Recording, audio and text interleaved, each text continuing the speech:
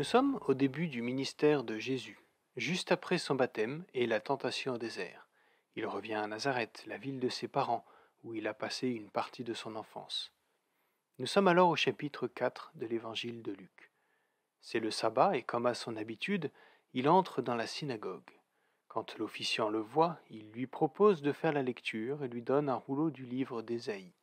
C'est alors que Jésus lit ce passage très connu.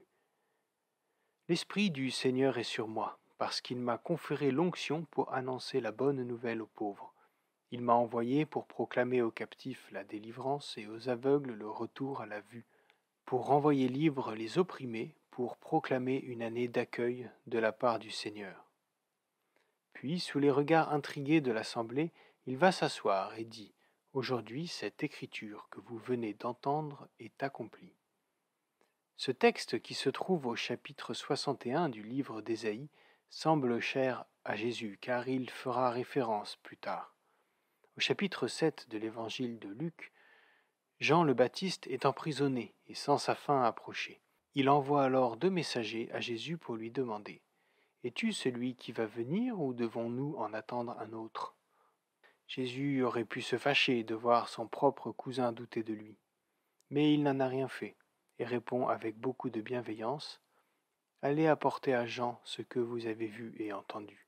Les aveugles retrouvent la vue, les boiteux marchent, les lépreux sont purifiés, les sourds entendent, les morts ressuscitent. La bonne nouvelle est annoncée aux pauvres.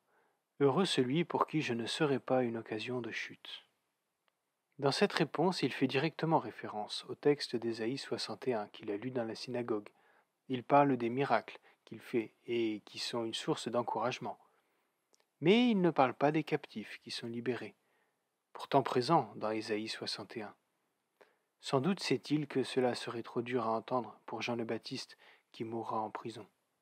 Et oui, la bonne nouvelle de Jésus doit être proclamée à tous, mais pas de la même façon pour tout le monde. Il est indispensable, pour rester encourageant, de veiller à s'adapter au rythme de chacun, sans quoi cette bonne nouvelle risque d'être une occasion de chute. Ce serait dommage, n'est-ce pas ?